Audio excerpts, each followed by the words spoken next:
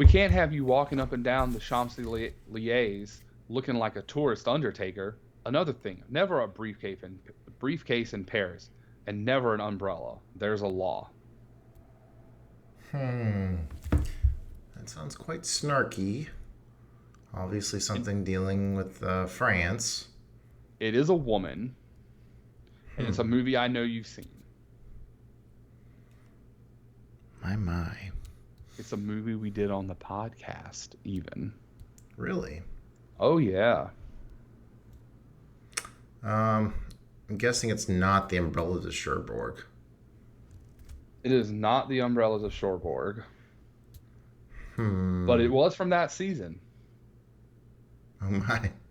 And if you remember, Umbrellas of Cherbourg was like my number 2 movie that year. This was my number 1 movie from that year. Oh, this is Rebecca.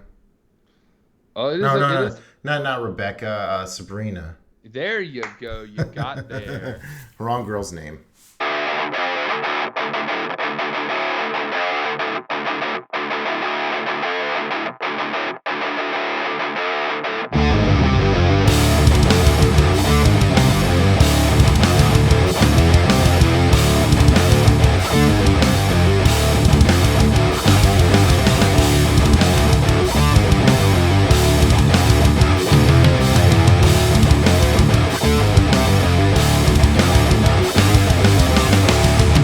You and I have unfinished business.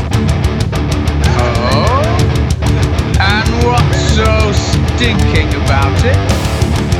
Non mi piace il feeling. Spirito Santo. I think this just might be my masterpiece.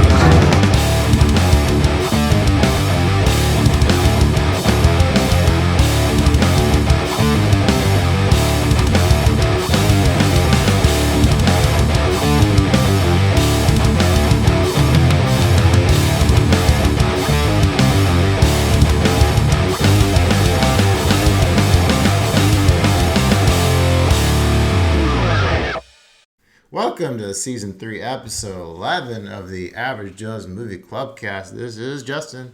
And I'm Joey. And we are back from our Halloween movie hiatus. And tonight we'll be kicking up our spurs talking about the 1985 star-studded Western Silverado that I picked from Joey's Western category. Plus Joey spun the boxing flick The Fighter, starring Marky Mark and Christian Bale, Batman himself. And so we'll be talking about that as well.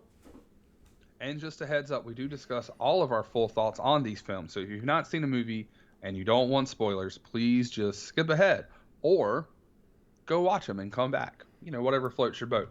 Also, don't let Mark Wahlberg hear you call him Marky Mark. He will get fucking pissed and try to fight you. Just ask Eminem. And yeah, we love everyone who listens and follows, so make sure you hit that subscribe button to keep up with us. Leave us a comment. We'll definitely shout you out, and because we love to hear from you. All right, so what is going on with me? So, man, our spin-off podcasts are going pretty well. You're several episodes in. I'm a couple episodes in, and yeah, we're kind of building out this network, huh?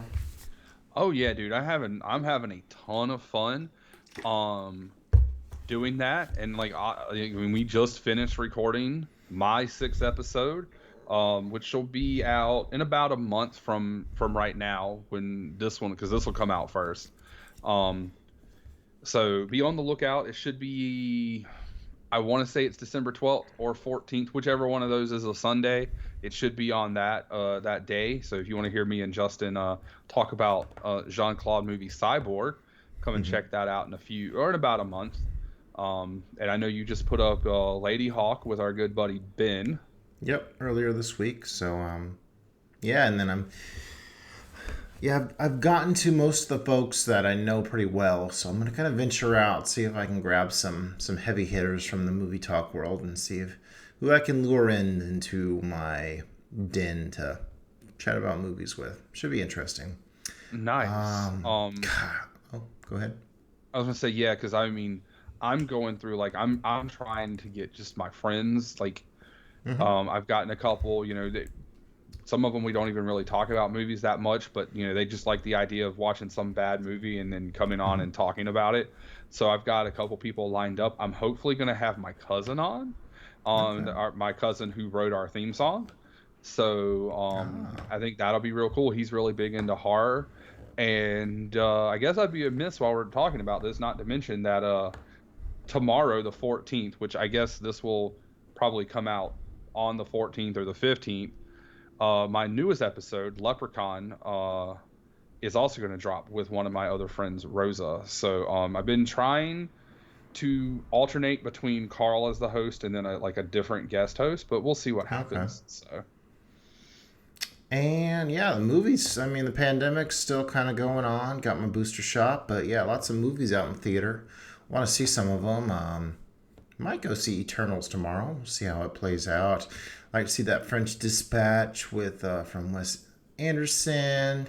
Last Night in Soho, or the Soho movie from Edgar Wright. Wouldn't mind seeing that. No Time to Die just showed up on streaming. So gosh, this is the time of year when the more relevant stuff, the stuff coming out now is definitely piquing my interest over the old 60s French new wave stuff. Yeah, I mean, I definitely want to see Last Night in Soho. That is one I'm actually sad isn't on HBO Max or something. I mean, Dune just hit. Many Saints in Newark, if you were big into Sopranos in the late 90s, early 2000s, is on HBO right now. Like you said, the new Bond just hit streaming. I don't have time to go to the movies, really. It's a lot easier. Also to watch at home, and especially when you have a medicine that makes you pee. Sometimes I can go a whole movie without peeing. Other times I got to pee 3 or 4 times, and so it's just much easier to watch at home. And I know for you it's a lot cheaper. Having your own baseball team full of kids. So,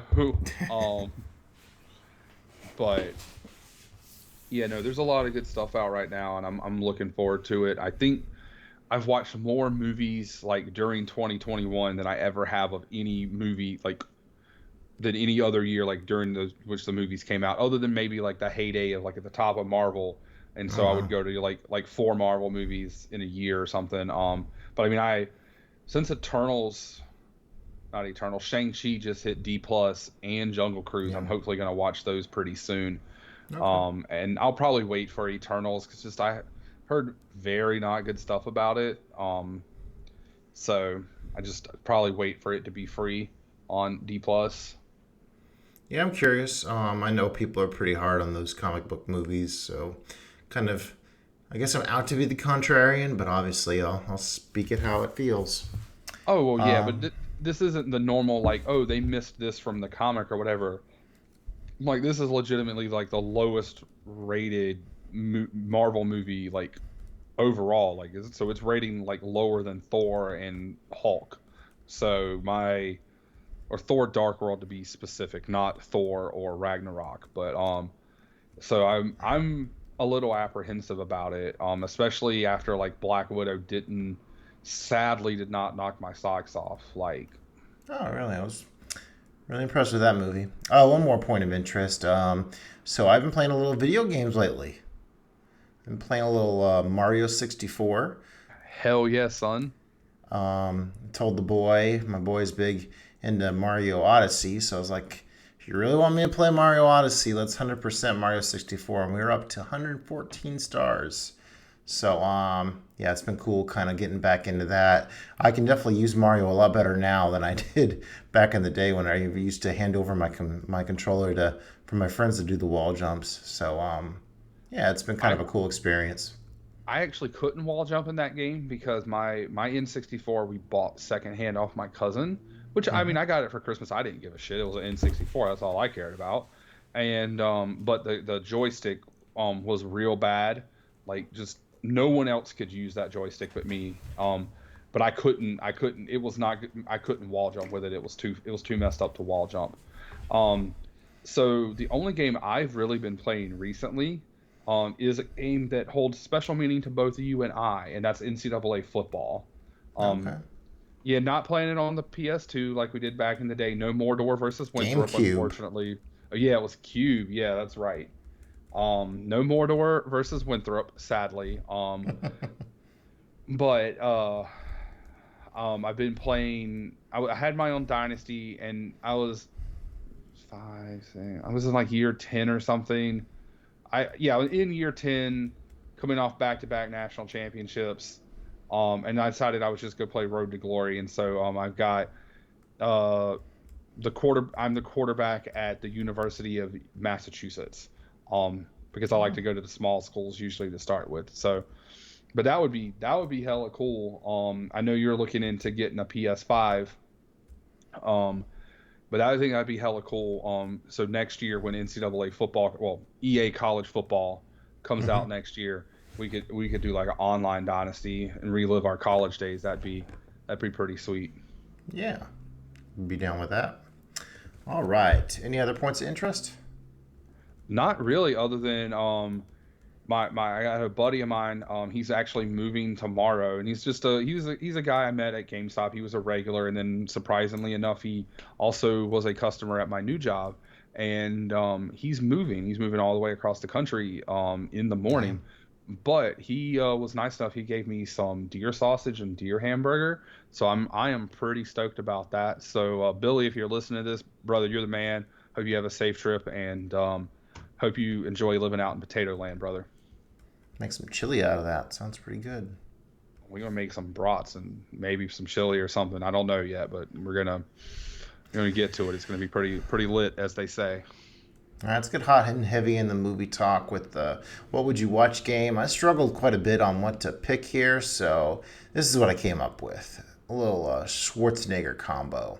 So tonight, after we're done talking about these movies, would you be more interested in watching Commando or Terminator 1? Oh, that's a hard pick. Okay, so I'm gonna be real. I have not seen either one of these movies in quite a while. Commando, I think I've only seen once, Same and here. it was probably in like my early teens or something, somewhere in that time period. Terminator 1, I think I've seen twice, but I because when I was a kid, and we touched on that, I think when Terminator 2, when we did the Terminator 2 episode at the end of season 1, I watched Terminator 2 like a literal fuck ton. But well before I ever went to watch Terminator 1. So even though Terminator 1 is a better movie than T2, like T2 is just more special to me. I wouldn't say that.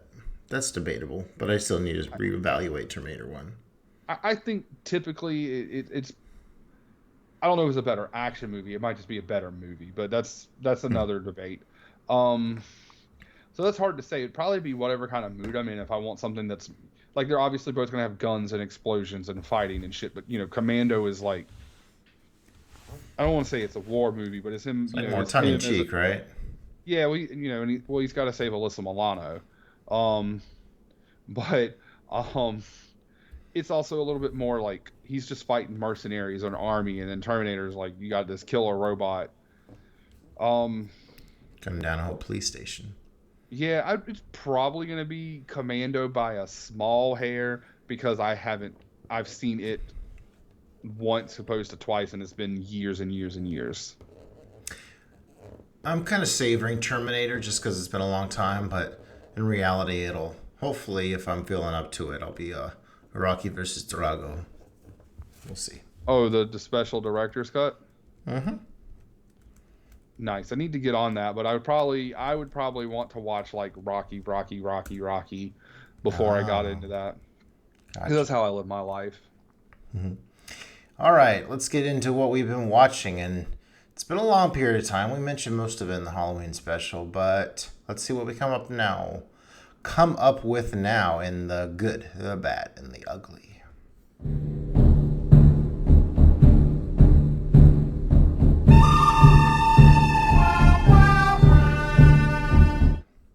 All right, so my three categories are I didn't see that coming, not that bad, and high octane weirdness with some heart.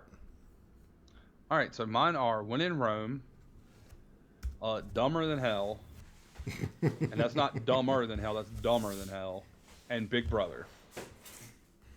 All right, well, it's Rome. That reminds me of some. Is your girl in that movie? Depends on which girl you're talking about. You talking about that Audrey Hepburn kind of thing? This movie does. This movie does in fact star Audrey Hepburn, and it is in fact Roman Holiday. Um, so, I only pick movies since the end of November, or since the end of October. I guess I didn't. Yeah, I just picked stuff more recent. Me too. But yeah, I'd never seen When in Rome, or not When in Rome. I've never seen that either. That stars Bale, but I know Roman Holiday before. So I'm just slowly kind of going through Audrey's collection. I did not like this as much as Sabrina, but I did really like it. Gregory Peck and Audrey is really good. It's not quite as good as Audrey and Bogey, but Gregory Peck, or as I like to call him, the G-Pex Predator. Because I like to make I called him G-Pex just fucking about, and then I was like, oh, that sounds like Apex, and then Randy Orton is the Apex Predator, and so G-Pex, Apex, G-Pex Predator, and so now that's kind of stuck. So now we've started, me and Carla started calling him the G-Pex Predator, and that's how you dumb names start. And yes, I'm sorry in advance, people. I'm a horrible human being, and I have shitty taste. I'm aware. It's okay. I've learned to live with it. But Roman Holiday, it was cute. It was funny. I mean, who wouldn't want to ride around on a Vespa with Audrey Hepburn in Rome? Or Audrey Hepburn, who is a princess to an unnamed country. Like, I don't know. It was just, it was a fun movie. I really liked it. And I highly recommend it. All right. Well, since you picked the wrong color black, I can see all of yours. So, let's see. Yeah, you. I don't know why, but it's gray, so I can just see through. Let's go with did not see that coming. All right. So the kids wanted to go see Ron's Gone Wrong. It's the one of the newest kid flicks out, and oh my gosh, this ended up becoming my favorite movie of this year. I knew coming in it was kind of going to be like kind of a Baymax thing, but it's kind of E.T. for the new social media age. Gosh, there's a lot of heart to it. It's pretty darn hilarious. Zach Galifianakis makes all the beep boop boop boop boops of this little buddy who's basically an iPhone, but he's like, if an iPhone were a dog, that would be what these Bebot things are, and it's a really smart comedy. I haven't seen Mitchell's versus the Machines, which this gets compared to quite a bit, so I'll have to dip my toe into that. But I mean, this really stole my heart, and I'm a movie geek, and sometimes things get you hook, line, and sinker, and that's what happened with Ron's Gone Wrong. I've seen a bunch of good stuff this year. For the longest time, Justice League.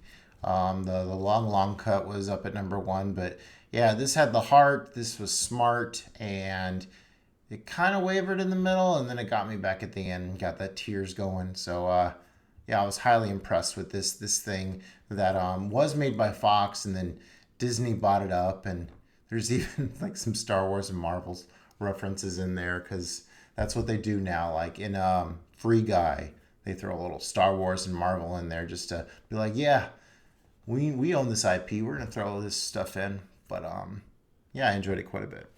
So, but I'm assuming none of that in either Ron's Gone Wrong or Free Guy, none of it was egregious as what Warner Brothers did in Space Jam. No, not even close. Because boy, they beat that over your head. Hey, we own this and this and this and this. Oh, and this and this and this. True story. True story. What's dumber than hell? All right, so dumber than hell. I'm about to go do something dumber than hell, but I'm gonna do it anyway. This was a rewatch of a movie I had not seen in several years. I even owned the Blu-ray. I watched it the same year that I watched There Will Be Blood, and both of those movies disappointed me. This one not as much as There Will Be Blood, but that is No Country for Old Men. It's dumber than hell is okay, so, do tell. I'm lost. So, all right. So, because I think you liked this thing this time, right? Yes, yes, yes. So Llewellyn, so that's Thanos, Josh Brolin. There we go. That's his real name. He Um, the character's dumber than hell. yes, he actually says, "I'm about to go do something dumber than hell, but I'm gonna do it anyway." Ah, okay. And we just and that's right before he goes back out to the scene with the jug of water, and thus they find out who he is. They start shooting at him. He has to leave his truck. If he never goes there, if he just takes that money and run, they'll never Mm-hmm. find him because they'll never be close enough with that transponder. And by then he would have found it, especially if he just left the fucking country. $2 million in 1980 goes a long, long way. So anywho, um, so Javier Bardem is scary as shit. Like, you could take any horror movie villain. Nah, just fuck that. Javier Bardem. Also knowing what he did in Spectre, not Spectre, Skyfall. Mm-hmm. But yeah, no, you should just be the villain in everything. Who's the villain? Javier Bardem. It'll be okay. Um, And that but haircut. oh right. And the silenced shotgun. Yeah. And then the cow gun. I don't know what else to call it. The cow gun. Cattle gun. Yeah, Whatever. cattle prod thing. Yeah. Yeah. I think it's a prod. A prod's where they electrocute them to move, I think. But I know what hey, you're talking about. if you know shit about cow farming and farming cattle in general, hit us up, at us, and tell us that we're stupid and what the right stuff is. But yeah, no, it was Not if you're Leatherface. Stay away from us then. Oh well, yes, but yeah, just stay the fuck away from us, Leatherface. I'm with that. But yeah, no, it's got great pacing. It's a great cast, like the Coens always have. I mean, when you have bit parts from wow,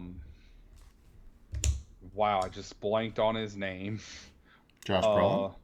No, Josh Brolin's the main character. Well, Woody a Harrelson? main character. Woody Harrelson, that's the one. He's in a bit role. They did him dirty. They do Josh Brolin kind of dirty, honestly. Like, he gets killed off screen, and you never really get that big showdown between him and Anton Chigurh. But that's when it was kind of someone mentioned something. I'd say someone. It was Carl. That it's all about Ed Tom. It's Ed Tom's story, and then it makes sense with the name of the movie being No Country for Old Men, and the story that he's telling, talking about the old timers and stuff. So Tommy Lee Jones? No, yeah, Tommy Lee Jones, the sheriff, Ed Tom. Okay. Yeah. So no, I really liked it. I did dock it a little bit because like they build up this story and they have you watch and hey, is Llewellyn going to get away? Is he going to make something happen? And then they just unceremoniously kill him kind of off screen. And like, I get why, but I still just didn't really like it. So I docked it a little bit for that. But if you haven't seen it, it's freaking great. And so I think you could call it a modern day Western. And I'd be pretty okay with that.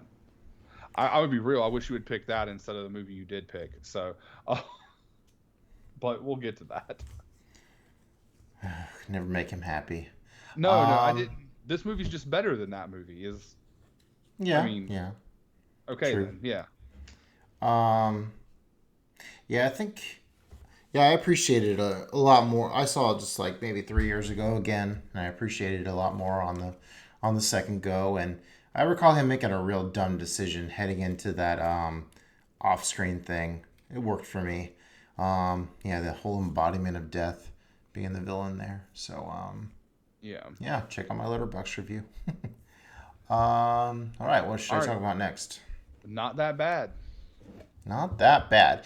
So my quest to watch all the Best Picture winners continues with Mr. Adam Davis, which y'all friends of the show will be familiar with. So yeah, I checked out The Greatest Show on Earth, the circus movie that won Best Picture that everyone seems to hate, and it probably shouldn't have won Best Picture that year, but it's not all that bad. What year? It's 50. Okay, so this is an older movie. Okay. In the 1950s, maybe 56, something like that. It stars a Charleston Heston, so it's kind of interesting to see him as kind of the manager of a circus compared to like Ben-Hur or Moses or whatever. Jimmy Stewart's in there as well. You don't really recognize him at first. He's a clown. This is an interesting little hybrid of a documentary about the circus and then like a love triangle inserted into a circus atmosphere. The main characters are like trapeze artists, so that part's kind of cool. They kind of have this like, if anything you can do, I can do better kind of rivalry going on. Pretty long show. Yeah, I enjoyed it quite a bit. I mean, I know people that are like anti-circus are probably going to be getting a tizzy about all that, but I mean to see like the all those like elephant stunts and stuff where the elephants are like up on their front two legs and doing all kinds of crazy stuff. Seeing that in a movie in the 50s is kind of cool, especially since that doesn't exist anymore. So yeah, I'm quite familiar with PETA's hatred to the circus, and that's probably part of the reason why they went away. Although I think Ringling Brothers is coming back this year with a animal-free circus, so see how that goes. I mean there's. I was gonna say that's the thing is of like being a kid. Like when you're a kid and you go to the circus, it's like the greatest thing ever. Because I mean, all kids love animals, like at least for my age anyway. And like one of the things I remember like being I wasn't crazy young, but I was pretty young. I remember like I was obviously it was a baby elephant, but I mean I remember getting to riding on an elephant. But when you get older and you hear about how they treat these animals, that's when it's like, okay, well they need to do something and shut it down. Like, but I mean, sometimes that's the only time some of these kids will get to see some of these animals. I mean, outside of maybe a zoo, and I know some people also hate the zoos, but most zoos, I'm not going to say all zoos. I will say most zoos now, I think, because they're more regulated, and a lot of them are for conservation of certain animals. So that's the only place you're ever going to see them, because we've either killed them all for pelts or ivory, or we just impeded their habitats. But yeah, it's just. That's one of those things, growing up in the 80s and 90s, it just doesn't exist anymore. And it's like it's a good thing, but it's also kind of sad because as a kid it has all of that wonderment and amazement, and flaming rings and tigers and trapeze artists. And I mean, obviously you still have like trapeze artists and like rings of fire and stuff, but no tigers and elephants and all of that stuff kind of takes away from it just a little bit. But yeah, long story short, there's a few technical flaws. Like, there's a lot of green screen stuff, and you can actually see a little halo of green around a lot of the characters on the green screen stuff. But overall, I had a good time with it. So definitely not the best picture winner I've seen. Oh man, I think I have about 7 to go. That's some early green screen. You're doing pretty well. That's actually one of the things I want to try to work on next year. Is watching some more best pictures or what's one of those other lists? Like the Mojo Top 100, because that's the one I'm closest to finishing. Okay. And I think actually Carl's going to try to work on the IMDb 250. I think that's constantly evolving. So good luck with that. Well, yeah. I mean, it's kind of crazy, but I mean, like the stuff at the top. Take a snapshot. Yeah, anything we've seen like near the top or something we haven't seen, we can probably work through. But yeah. So. All right. What's Big Brother? Big Brother, that is from the World of War Kong Y box set. This is called As Tears Go By. Okay. This is actually, I believe, his first, or is this at least the first movie in the box set? It's the oldest movie in the box set. I don't know if it's his actual first movie. You officially saying a lot more than I have on there. Yes, this would be As Tears Go By, Chun King, In the Mood for Love, and Fallen Angels, so 4. Oh, okay. I thought you had seen, was it 2046 as well? No, this is actually the first one. I actually watched Chun King and In the Mood for Love before I had the box set. I actually ordered the box set off of just the power of Chun King. Good movie. Well, yes, Chun King is one of my favorite movies. And I can't, every time I hear the mamas and papas at work, it's just like, yep, Chun King Express. And I loved Fallen Angels. That's actually like in my top 10 movies for this year. As Tears Go By, I really liked as well. I actually rated it higher than the star rating, but didn't rank it as high, but whatever. So the reason that it's Big Brother is, so you have Chinese gangsters. You have a Chinese gangster as your main character, and like a forbidden, or I won't say forbidden, but like guy from the wrong side of the tracks, Chinese gangster with a real nice girl, love story. And I'm a sucker for both those movies, so you put them together and we're all there. But so you know how in like traditional mafia setup mafia movies, you'd have you'd have like a capo or whatever or a lieutenant, and then they'd have like a guy that's underneath them. So in this movie they call him the lieutenant or whatever is the big brother, and his guys underneath him, his gang, are basically all little brothers. So your main character is a big brother, but he ends up wanting to be with this girl, and his little brother is he's kind of a punk, and he ends up having to do this thing, and he's not gonna let him do it by himself, and it just kind of has a tragic ending. It is definitely more style over substance. The characters don't have a lot of depth. I like the characters. I thought they were great, but kind of like most of Warkong Wise movies, style over substance is kind of the name of the game. It's very beautifully shot. He uses great colors, and another thing that he does is it's product placement. But it's not like new school product placement where it's just like, oh, here's this thing in the background blasting in your face, drink a Coke. You'll be, they'll open the fridge, and in the door behind the person, like behind their arm, there's a can, and it's like, it's not turned straight so it's at the camera. It's sitting how it would probably sit in there, and it's Del Monte, or you'll walk by and there's just it's you can know it's a Coke, or it's Marlboro or whatever. So did that really well in Chungking too. So just something that I've noticed, but he's quickly rising up the ranks of my favorite directors. I definitely am looking forward to digging into that box set some more. So Cool. All right, so all we got left for you is the high octane weirdness with heart. You know what this? Well, I guess you can already see what it is. I can see what it is, but I don't know what it is. So Titane, it's a French film that won the Palme d'Or this year, and yeah, the premise: a girl has sex with a car. It's interesting because whenever I watched it, I was definitely thinking this was more of a rape because, who has sex with a car willingly? But someone commented on my Letterboxd profile and was like, I didn't read it as a rape. So I won't declare it that necessarily. Man, there's a lot of metaphor going on in this movie. I think there's a lot of like things to do with paternity and things to do with like women's rights. But it's all wrapped up in this quirky little thing about this chick. She's kind of prone to murder. She gets knocked up by a car because she is a provocative dancer on cars. So I guess in a certain creeposphere, they would say she had it coming, but I would never say that. That's craziness.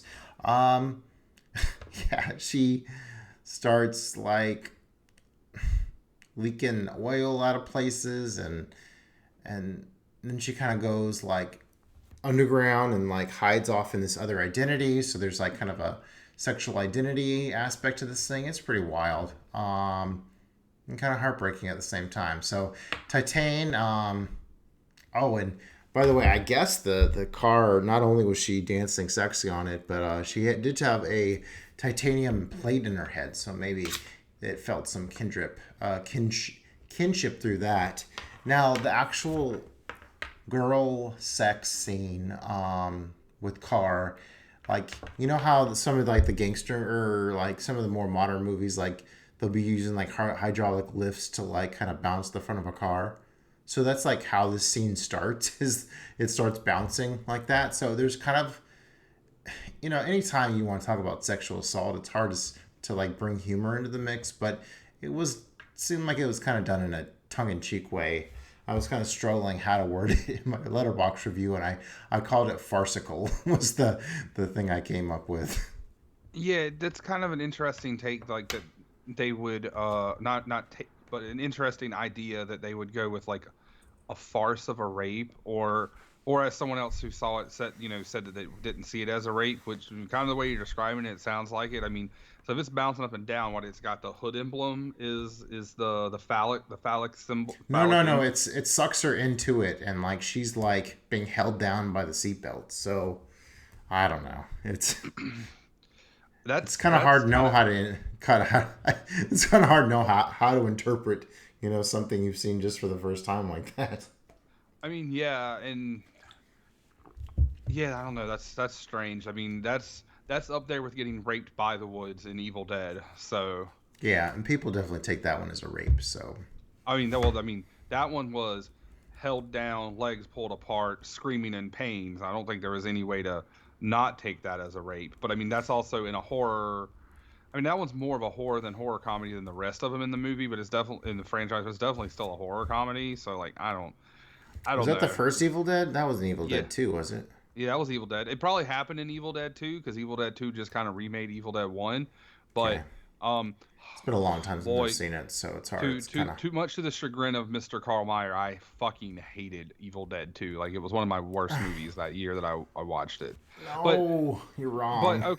okay, so like horror comedy, I either love it, i.e. The Babysitter, i.e. Zombieland, or I fucking hate it, i.e. Evil Dead 2, The Terrifier, etc. So, All right, let's get into our featured movie this episode. That would be Silverado for the Western genre that Joey served up to me. Synopsis, courtesy Letterboxd. Four unwitting heroes cross paths on their journey to the sleepy town of Silverado. Little do they know the town where their family and friends reside has been taken by a corrupt sheriff and his murderous posse. Silverado is a Western, came out in 1985, and it was produced and written and directed by Lawrence Kasdan of Empire Strikes Back notoriety. His brother helped write the screenplay. Stars Calvin Klein, or Kevin Kline, Scott Glenn, Danny Glover, Kevin Costner, John Cleese, Jeff Goldblum, Linda Hunt. All right, so I picked this because it showed up on that Criterion Laserdisc collection, and I had never heard of it.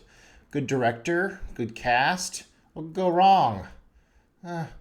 Maybe having a generic ass story, but we'll get into it. yeah. So I was not far off then. I suspected you would pick a Western from the Criterion collection. Um, I was kind of hoping maybe like 310, or something, like that. Uh, so no, I get why you picked this movie. It has a crazy cast. Like you read the description of it, and you're like, okay, this is going to be pretty good. And then, boy, it was, as you said, very generic. And because it was very generic, it made it feel much longer than it was, and probably could have benefited from being 20 to 30 minutes shorter. But You catch that Searchers homage? I did not. Oh, when Homeboy steps out of his door, it's very much like the frame John Wayne steps through in the Searchers before the opening title flashes up. So, I mean, okay, so I did kind of think that, but I mean, we've seen that homage done a lot better.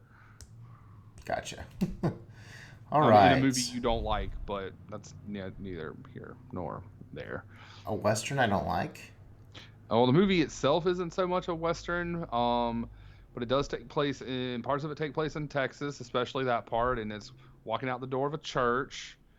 Oh, Yeah. Kill Bill 2? Yeah, that's the one. It's all right. All right, Silverado. So, while generic of a story, yeah, it does have a really good cast, and the cinematography is really good. Oh no, this movie is freaking gorgeous. Like I even commented that they were like, "All right, I want to be like John Ford," and they're like, "All right, great nature porn scenes," and then they forgot the rest of it. Yeah, so and it's even diverse. I mean, you have deserts, you have mountains, you have snow, you got everything all jammed in here. Very typical Western score, but I did like there's a little bit of flair of trumpets in there, which I did appreciate quite a bit. Yeah, our main guy, I wrote his name down a little later. It's funny when I review movies. So sometimes I get to the actor's name and sometimes I don't.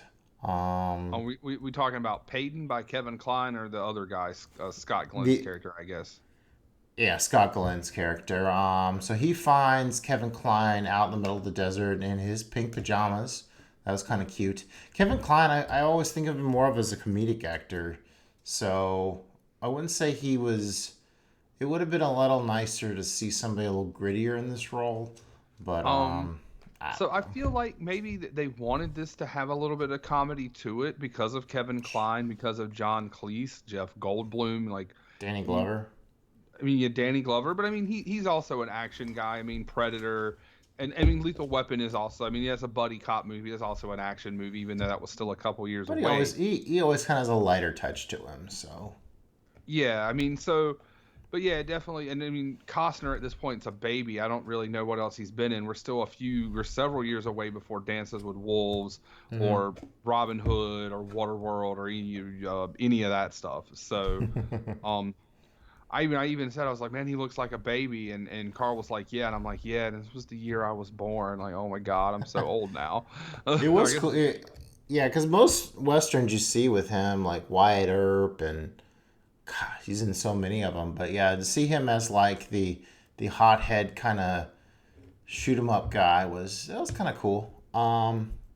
Let's see Pretty here. boy, because all he did was kiss a girl. Yep. But yeah, Kevin Kline in his pink pajamas. He's in that store. He spots the guy, I guess, who stole his horse, and so he needs a gun right away. But so you jump out in the street getting ready to shoot this guy, but you hadn't loaded your gun yet.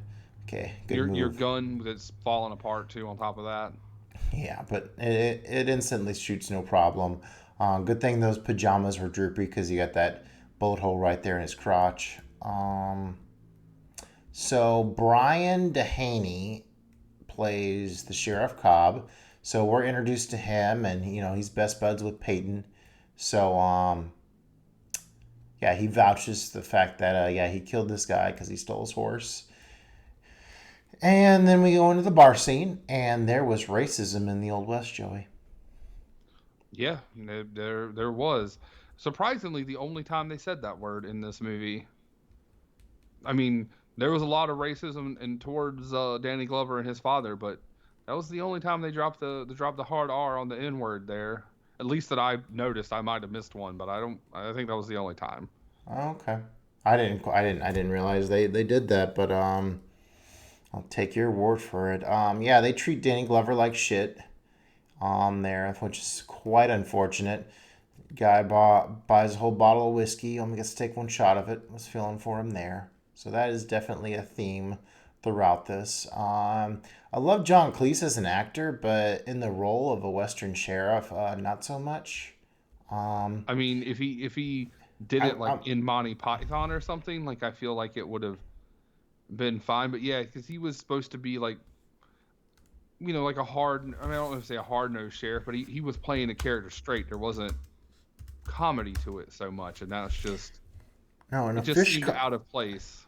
A Fish Named Wanda, which I think has Kevin Kline and John Cleese in it, came out a couple years later. So, yeah, I don't know what brought Cleese into this project. Strange. All right. Yeah, young, spry Kevin Costner, we had mentioned, comes into the mix. Much different, much more gung-ho here. Enjoyed seeing him. He apparently gunned down a guy trying to kill him, so he ended up in jail. So that's kind of a running theme that we get in this movie, is people getting locked up for the wrong reasons, apparently.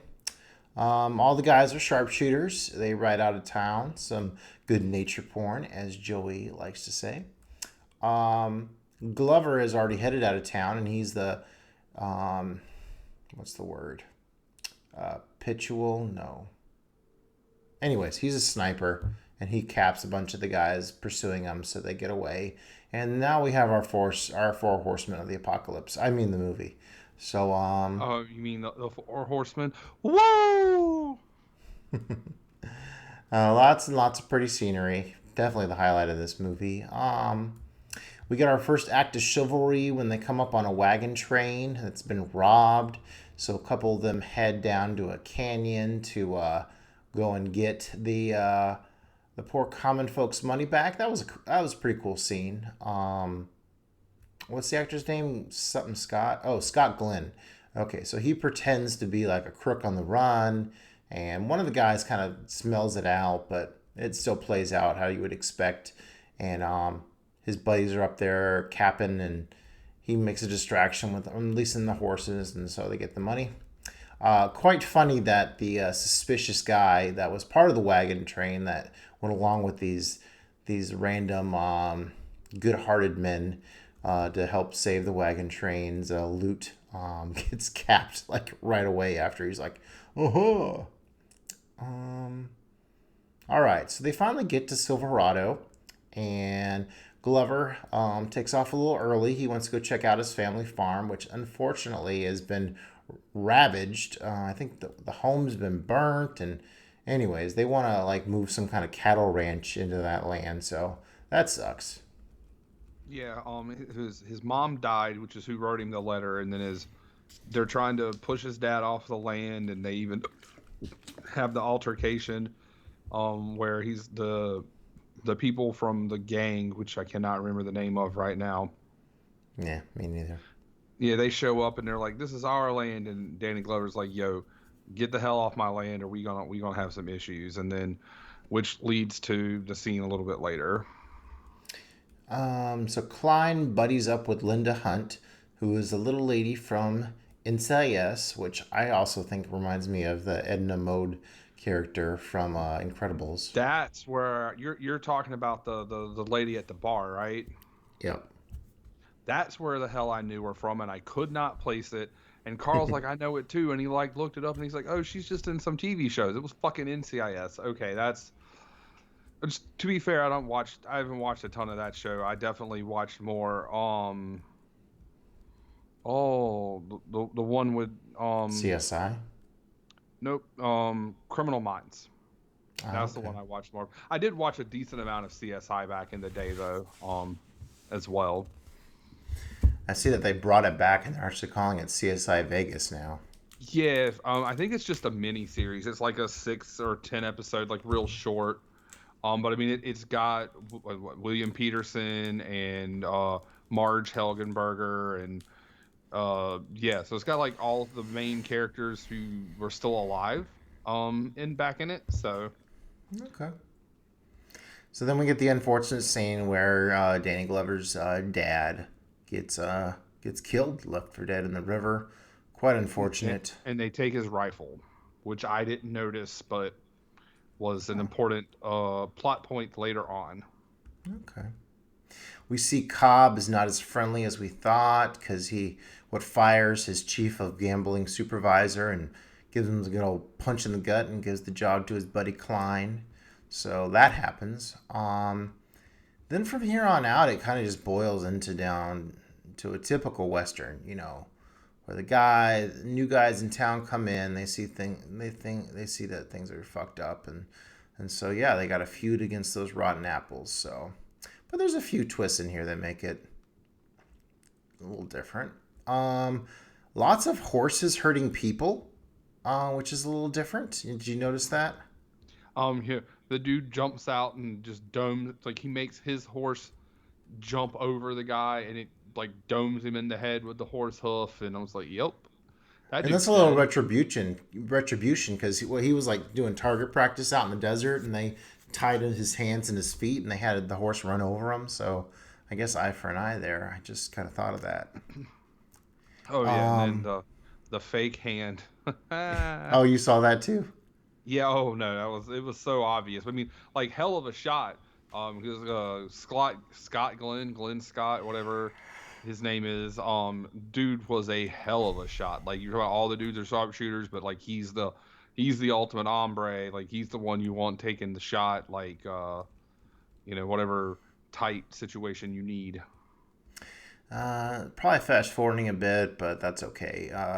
So yeah, they invade this house of the Glenn's character. And yeah, kidnap the boy, set the house on fire. So now shit's going down. I guess there's supposed to be some kind of moral dilemma going on with Peyton. That's Kevin Kline's character, but it was really underplayed. Like if there's supposed to be like this dilemma between like, oh, do I help my friends or do I stick loyal to this sheriff guy who's giving me a job? But I don't know. Who also was his old running buddy. So it's his old friend who gave him the job, or help these other people. So I don't really see where the moral dilemma was because well, the Linda Dennehy lady or whatever. The lady's like, what's stopping you or whatever. So there's somewhat of a conversation, but it's just not. They don't go full bore by any means. Well, no, I was just more of obviously the dude he's like trying to defend. He knows is a scumbag because he's like, hey, I don't do the kind of things we used to do, and then he sees how he treats that guy and all the other stuff. It's just like I guess he just didn't want to rock the boat. Like he just didn't want to be in between the two kind of thing. But I feel like there's not much of a choice there personally. But and so like I mentioned earlier, the Scott Glenn character, he got beat up pretty bad, and so he's just kind of hanging out, getting well for a while, and then finally, I think Glover goes out there to update him on the situation, and he puts on his guns and he's ready to kick some ass now. So and he's my least favorite of the crew, I would have to say. I was least invested with his character. I did think the moment where they had the stampede run into the baddie's house was pretty cool. I enjoyed that. That was kind of a nice touch. We end up finding out that Jeff Goldblum is like this gambler guy who comes to town, and they welcome him because he's obviously bringing a high stakes gambling thing in, and Glover's sister's a prostitute, so he's sleeping with her. But we end up finding out that he's kind of dirty. He's kind of on board with the sheriff. So we'll get a little scene there of that. Decent gunfight climax, I thought.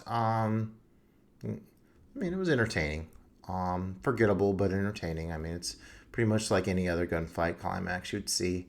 You had mentioned earlier the horse hooves to the head. Was pretty cool. And he just kind of glances over at him, and he's like in a little ball, and it's just like, yeah, he's done. Then we get a typical shootout. So yeah, this would-be conflict kind of comes to a head where Klein and the Sheriff Cobb, go to head and a little Western draw, and it's kind of anticlimactic because he gets him pretty easily without much fuss. And yeah, Peyton becomes a sheriff. The brothers ride off into the sunset, and the credits roll.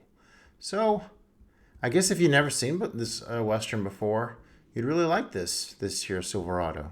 I guess it's kind of like a paint by numbers kind of Western outside of just how pretty it is. I do think the best character was the lady in the bar, and then the Pinto horse, the brown and white horse. I love that way that those horses look in general, but those are my two favorite characters. So a minor character and a horse. Kevin Costner was fun to see. Danny Glover was fun to see. It had its moments, but overall, definitely doesn't rank up in my top Westerns. But what I had, it did okay with. Just a generic story.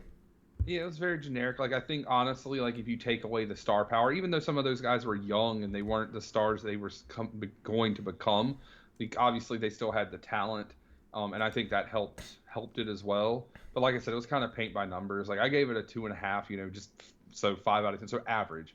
I know a lot of people in Letterboxd thinks 2.5 is bad, but that's just very average, and that was a lot of that was off of the back of the cinematography. I was wobbling back and forth between a 3 and a 3.5, and I think ultimately I would settle on a 3.5 because it's not a bad movie.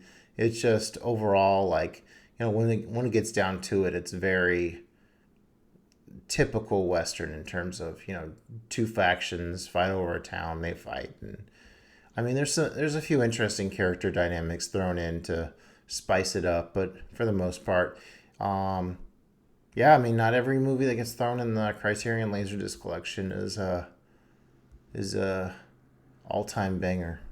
Or just in the Criterion collection in general, but yeah. I knew you were going to go there. I knew it. You specified the Laserdisc, which I get because this is from there, but there are some stinkers in the main collection too. So, But I mean, there's Fair also a lot of enough. good stuff. I mean, like, look, I'm gonna be real. Like, I love Chasing Amy and The Rock and Armageddon, but those movies are pale into comparison to, like, as far as movie quality, to some other to most of the movies in the list. I mean, Life of Brian's in there, and like The Killer and Hard Boiled, and God, I love those movies. But I mean, they're action movies. They're really good action movies. But I mean, they're still not, and that's what I prefer to watch. But it's still not like watching something like Chun King or, you know, Umbrellas, or, pick a movie. So All right, let's go down. Let's get after the fighter and put it down to the count and wrap up this show. So the plot synopsis here for the fighter. This is Joey's movie list of destiny pick. Based on the story of Mickey Ward, a fledgling boxer who tries to escape the shadow of his famous but troubled older boxing brother and gets his own shot at greatness. Okay, so The Fighter is from 2010. It is a biosports drama directed by David O. Russell, starring Mark Wahlberg, Christian Bale, and Amy Adams. I had seen this before, but I didn't remember it that much. And yeah, this is a pleasure to revisit. Just finished it right before we started the podcast. And I know you thought pretty highly of it, so would you like to dig in first? yeah, so I mean, this was my third David O. Russell movie that I'd seen. It's first one, like first new one in a while. I mean, I've seen American Hustle and Silver Silver Linings. Linings, okay. Yeah, and both of those movies are fantastic. I mean, and obviously Amy Adams is one of his two muses, along with J Law, who are Yep. both in American Hustle.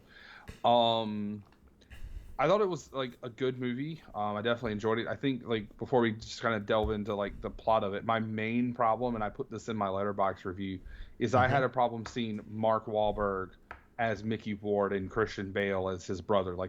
Marky Mark was Marky Mark and Christian Bale was Christian Bale. Like, Okay. they're so big of actors that them playing like real characters, as opposed to like Batman or some Yahoo and Transformers or whatever.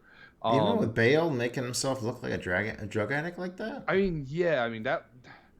Not saying he And both he won an performed. Oscar for this role, right? Did he? I guess he probably did. Like both of Supporting. like they. Not saying they did a bad job. They both did a great job. It was Mark Wahlberg boxing. It wasn't Mark Wahlberg as the cop in The Departed. Like, it was Mark Wahlberg. That was. I mean, especially, they show him with 8 million abs at the end, and that's one of the things Mark Wahlberg is always like, I've got 100 abs. Like, that was my only like crazy issue with this movie. But no, I mean, Christian Bale is, like, I think a lot of people forget how good he is just because he was Batman, and he's a fantastic actor, and a lot of people are like, oh, Mark Wahlberg sucks. I'm like, yeah, Mark Wahlberg can't get rid of his Boston accent, but like, whatever, it's fine. Like, he's a great actor as well. So, and Amy Adams was fucking chef's kiss in this movie. So All right. So, yeah, we get into the story here. And, yeah, it's kind of strange that this camera crew is following these two kind of loser boxer brothers up in, I guess, the Boston area. They sound very, very from Lowell, Bostonian. yeah, Lowell, Massachusetts, because remember they're the pride of Lowell. Right. And then we find out eventually, yeah, they're not following him because they're boxers. They follow him because he's a big old crackhead.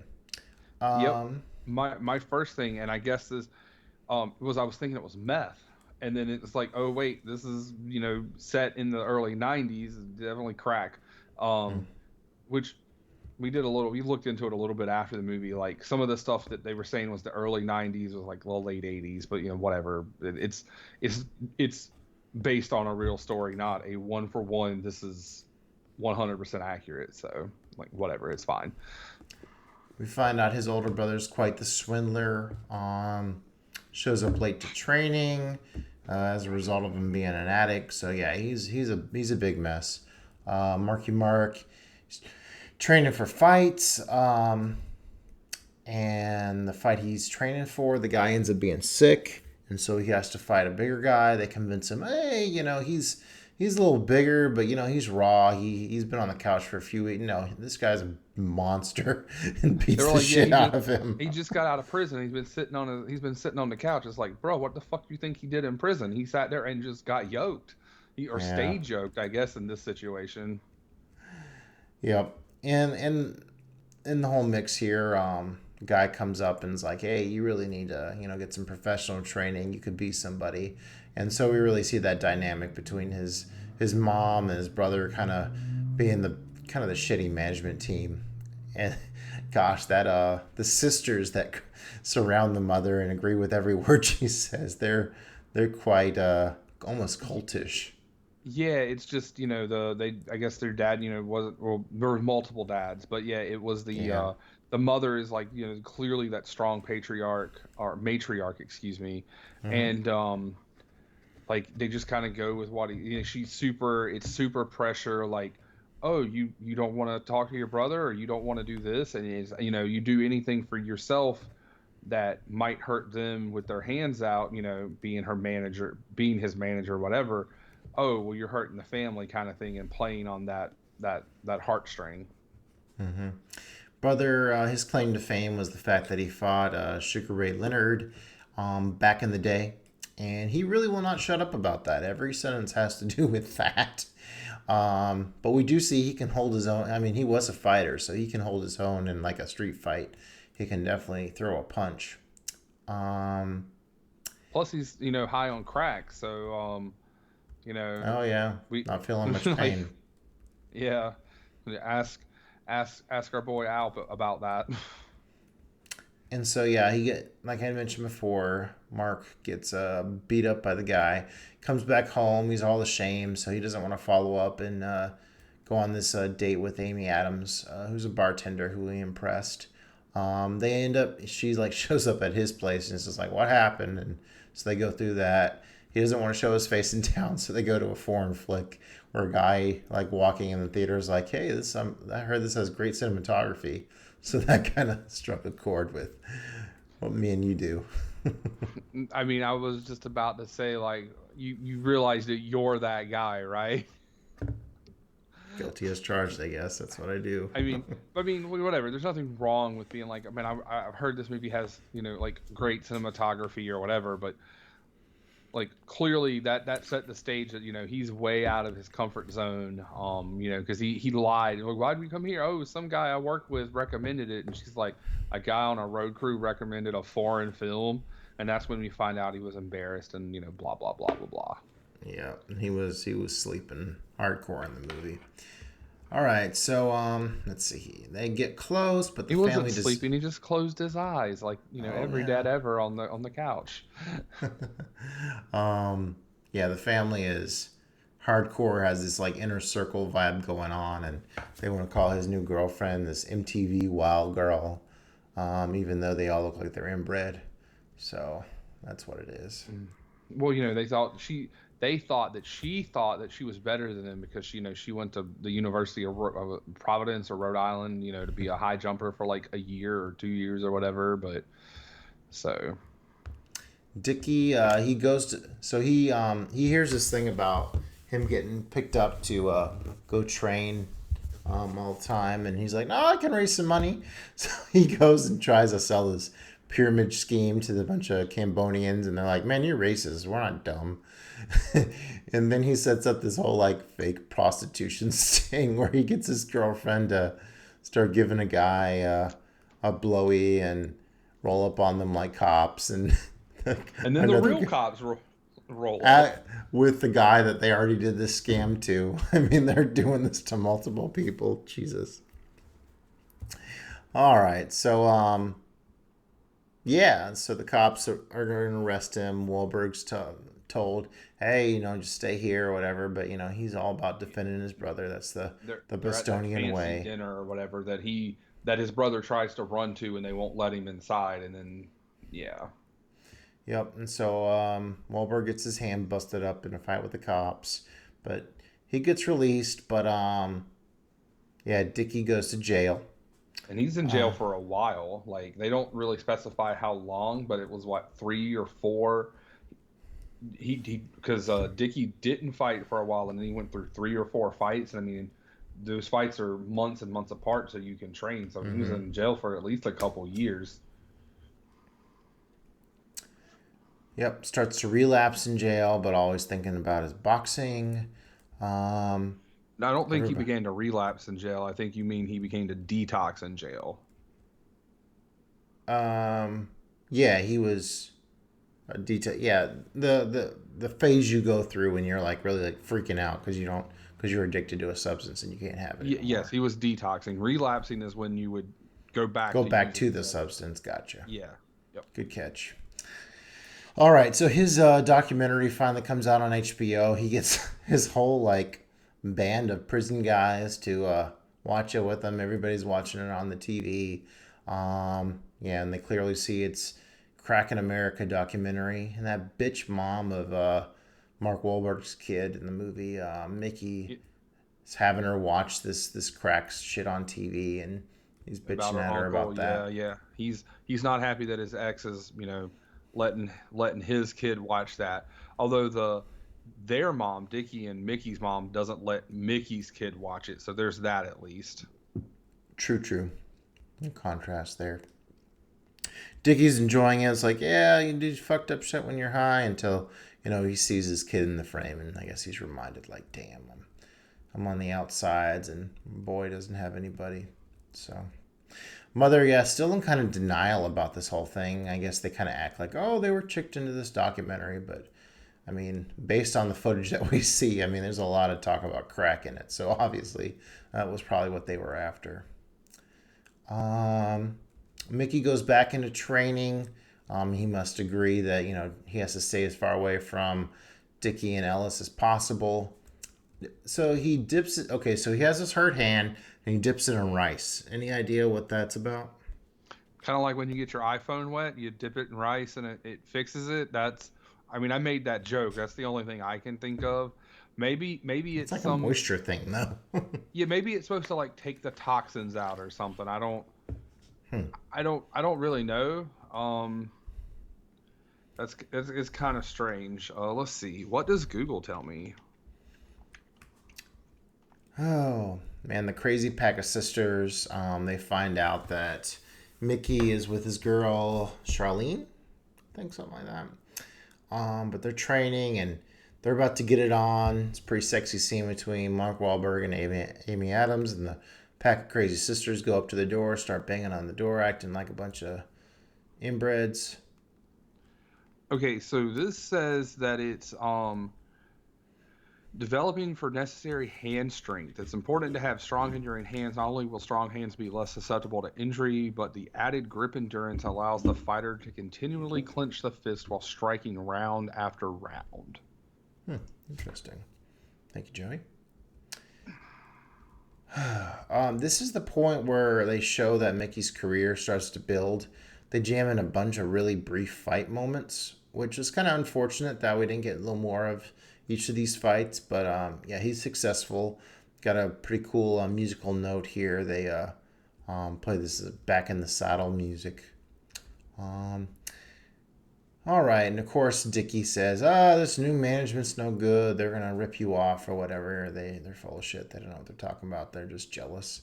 Um, I really appreciated that when the matches had this like actually watching like an HBO like pay per view fight kind of look, which was kind of neat compared to like the more cinematic what you would see like in a Rocky movie, except for Rocky Six, I think it is when they finally switch over to the more HBO look. Yeah, but I mean, you got to think most of the other Rockies were like in the 70s and 80s. So, you get to just Balboa, I think, or Rocky Balboa, I think is the one you're talking about, where he fights Mm-hmm. Mason the Lion Dixon. So Mm-hmm. yeah, there's a lot of like ESPN, HBO, because it's definitely more modern. So yeah, I liked that the graphics even looked like they were from like the 90s and 2000s, and they put the records up, and Mm-hmm. yeah, I mean they even talked about ESPN fucked us, they're gonna give us a better fight, or HBO fucked us rather, they're gonna give us a better fight, blah blah blah blah blah. So And then we get the big fight where he basically plays possum with this guy, and it's kind of neat because Dickie can't actually watch the fight, so he's hearing it secondhand through his mom, and he's throwing out advice. So there's kind of this whole like watch on screen slash it actually happening dynamic, which is always kind of fun to see play out. And yeah, he plays possum, and man, I guess gives him a really really mean hit to the side and totally takes this guy down. Dickie gets out of jail. They have an awkward family reunion where they really got to figure out like, how are we going to keep mom out of this? How are we going to get Dickie into this? And welcoming Dickie back at the same time, letting him know that shit has changed. And this is where you get the scene where so they had a cake and a big welcome party, and they have the big blow up at the gym, and Amy Adams is like, "Fuck it, I'm out."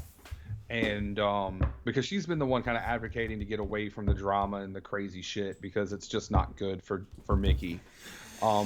But Dickie, they brought him like just they got a cake made at the grocery store, or maybe they said that they were working weeks on or something like that. Yeah.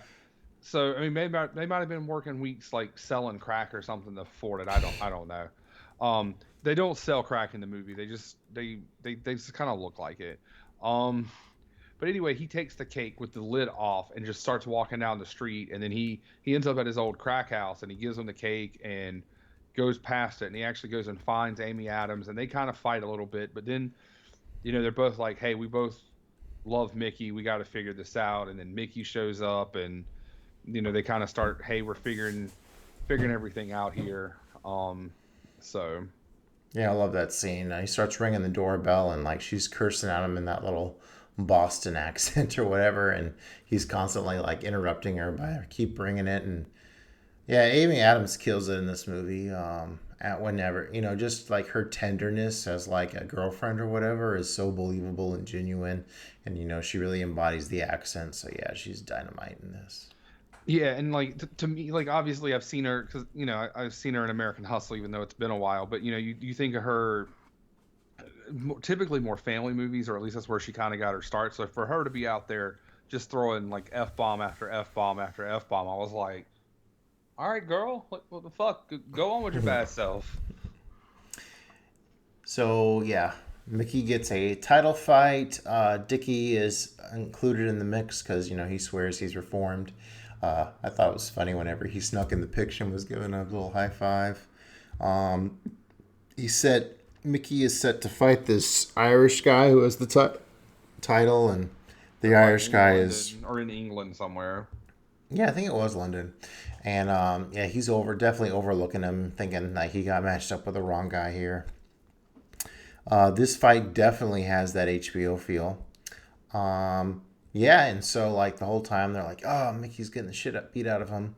And then there's this really cool aha moment where all of a sudden he like comes alive and really beats the shit out of his competitor and wins the fight. Thrilling moment. Gotta love boxing on film. Gotta love it. Then in credits we get to see the real guys. A little bit in action. Definitely look completely different. Definitely look more like suburbs Bostonian kind of folk. And that's the end of The Fighter. The Fighter, indeed. And I think we both gave it about the same thing. I gave it a 4 out of 5. Like I said, really good movie. I mean, David O. Russell makes good movies. Like this is the worst movie of his that I've seen, and it's still like a 4 out of 5. I mean, he makes good stuff. He always has good cast. So like I just like, and part of it was good because of how good Christian Bale and Mark Wahlberg were. But like maybe if Mark Wahlberg was his character was played by somebody who was not as famous or something, it might have been a little bit better. Because Christian Bale, we all know he goes hard into movies either with the extreme weight loss or weight gain. That's just kind of what he does. So, But yeah, no, this was a great movie. I definitely would recommend, especially if you like boxing or any of the actors that we've mentioned, to just watch it. Yeah, I'm a sucker for boxing movies, so I loved all that stuff. The family drama, I thought it was well done. I didn't think it ever kind of took me out of it. I mean, normally I wouldn't say I'm like looking for all this kind of character, but I thought it made for a pretty well-rounded story for what they were going here. So yeah, I'm kind of wobbling between a 4 and a 4.5. Kind of debating between like the thrill of watching a boxing movie compared to the rest of the movie in general on how to rate that. So we'll see what comes out on Letterboxd. Yeah, so we finally did it. We finally got another episode in the can. Which doesn't mean we burnt it. Yes, we did not burn it. We burned through it. This one we actually went through. It feels like we went through it kind of fast. So, I guess when we do 2 podcasts back to back, we feel a little bit of a sense of urgency. or I mean, maybe we're just more in the groove. Like I don't know. I mean, we blew through mine, and then so. But I mean, also there's also not a lot of like, oh, we got to delve into the like exposition and. Or this insane character development of this character or this huge more plot metaphorical line. aspects, sure. Yeah, I mean we got a Western and a boxing movie, so I mean like and the boxing movie was definitely not a generic one. Like the Western was just a paint by numbers Western from the 80s. Now, one of the things we mentioned how beautiful it was, the Silverado. You could have told me that movie was made like within the last 5 years, and I would probably believe it because that's just how good it looks. Other than obviously Kevin Costner looking like he's an infant. All right, so I wanted to do an episode in October because I wanted to know where you were going to go with which cringe movie, bucket list movie you would pick. But I was like, no, I'm headstrong in these horror movies, so we better hold it off. And so I've been waiting a long time. And which cringe movie, bucket list movie have you selected? I wonder if it's something I've seen, something I haven't seen. We'll find out. So I went back and forth on this actually for a while, and then I kind of forgot about it, and so I kind of like had to make a decision quick earlier this evening. So I definitely the first couple I had one I was like I want to watch. I had seen it. I knew I had seen it because I fucking loved it, and I wanted to watch it again. I was like, man, I thought you had said you hadn't seen it, but I went and checked and you had seen it, and so I checked a couple of other ones. So when you first said it, like Martyrs and Cannibal Holocaust were where I was leaning, because I haven't seen them and I hear good things about them, especially after watching Inside. Martyrs is another French horror movie in that same kind of vein and same time period.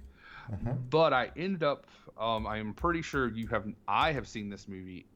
Granted, it's been like 7 years or so, and you haven't seen this movie, from what I could gather, and that is Ichi the Killer. Okay. Nope, hadn't seen that. So same director as Audition, right? Yes, it's Takashi Miike. And did 13 Assassins. He's made like 180 movies since we started this podcast. So, cool. I'm excited. Yeah, I hadn't seen Ichi. So you've seen it? Yes, I've seen it, but it was probably 7 or 8 years ago. It was kind of my first introduction to those crazy Japanese movies. Carl got me to watch it. It actually came up on my memories on Facebook not that long ago, like less than a month ago, and I was like, Carl, what the fuck? Was like the actual post about it, and then went from that into like Tokyo Gore Police, and then into like we've done Machine Girl and like Big Tits Dragon and just all sorts of different kind of splatter movies since then. So all right, let's hit the old random. I'm excited. I haven't seen Ichi the Killer. Been interested, but just haven't pulled the trigger. So should be good. Oh, and it's also Carl gonna join us for that episode? I will see what I can make happen. He loves that movie and he hasn't seen it in a while either. So I'll see if I can get him on. It'll just depend on how he's feeling and availability and all that good stuff. So all right, let's see what the random number generator gives me. Click gives me 17. That's nice. In the middle number. So 17. Oh my goodness gracious. It's fate. The one Kubrick movie I have not seen. We are going to be watching Killer's Kiss from 1955. Okay. All right. Yeah, so that's in the period of Kubrick that you're more down with. This Um, actually, if and you even have that The one, Killing on DVD, this is like the bonus feature other film that they give you. yeah, yeah, it's on the Killing Blu-ray. I don't have that. Carl has it on Criterion, but it would be the first Kubrick I would purchase because the Killing is fantastic. So, all right, that's an interesting combination there.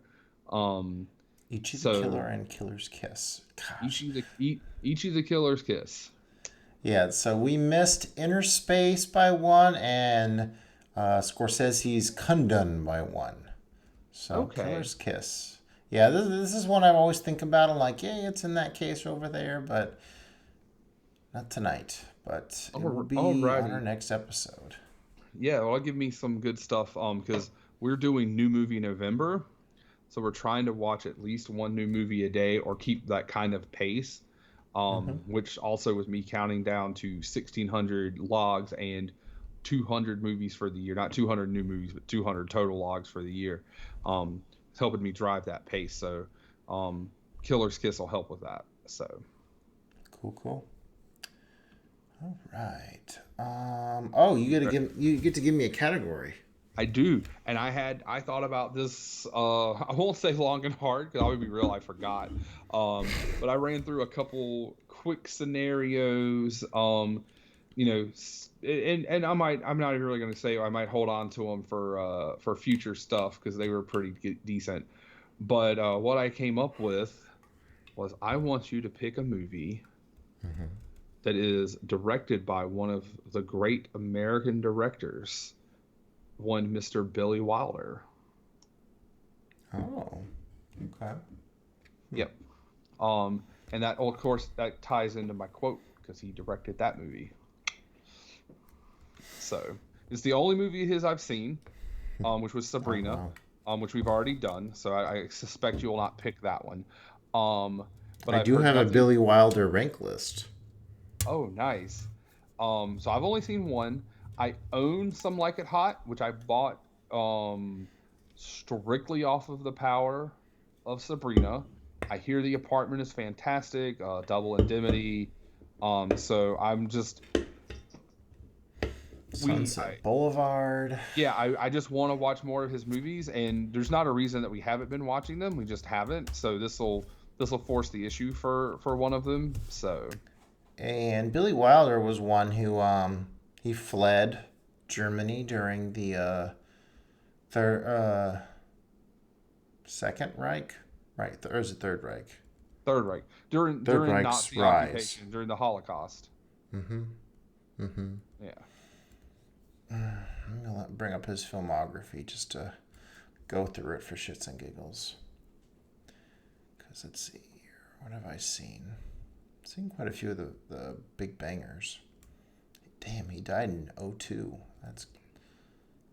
That's crazy. Yep, I've seen his top four: Apartment, Some Like It Hot, I love, Sabrina, Sunset Boulevard. I think his first Oscar was with The Lost Weekend. Ace in the Hole's really good. Lots to pick from. I'll have to peruse and see what is the most acclaimed. A Most Blonde appealing. Dream. Or maybe I could just do a random generator. I mean, I have Some Like It Hot in the my list, but like if you pick that, I'll just replace it because boy, that's the one I'm looking forward to. So Ooh, he also did the. Well, let's see. Some of these he did the screenplay for. I gotta switch to director. Damn you, IMDb. why don't you just on Letterboxd? It'll tell you the ones you've watched, and it's easy to. I don't know. This is an IMDb thing for me. Yeah, possibilities. He directed The Bad Seed. I recently heard about that. All right, well, we'll see what I settle with. Or I pick. Same difference. All right, if you have any questions for us as Average Joes, we recommend you go to our Facebook page or just email us at the Average Joe's Movie Clubcast. You know, I haven't checked our email in a while, so if any poor individual did email us, they might just be floating there, but we'll definitely check that soon and get that voiced on the next podcast if it's there. Yeah, it wasn't. If you have, it wasn't intentional. It's just life, and like, I don't know about Justin or any of you guys, but like, I have like 4 or 5 different emails that pop up notification. I have like 3 different Gmails that pop up, so I can't always tell what they all are. And so if I'm at work and I've got like 17 email notifications, I just clear them all. So I apologize. But not only can you do that, you can go on our Letterboxd if there's a review or something that you like, or you just want to find one to be like, hey, you guys are idiots, or you guys are great. Preferably that one, but you know, whatever floats your boat. And you can also tweet at me at average_Joe_E. We probably should, you know, have an actual Twitter account, but you know, we're bad at this. Yeah. You on OnlyFans? You can find Joey on OnlyFans or RedTube, perhaps. No, it's XTube and OnlyFans, but my OnlyFans is just for feet pics. The feet fetish folks, check Joey out. So, Joey, why do we do this show? Because we love talking about movies. Not everybody. Cooper Rush is the man. Who?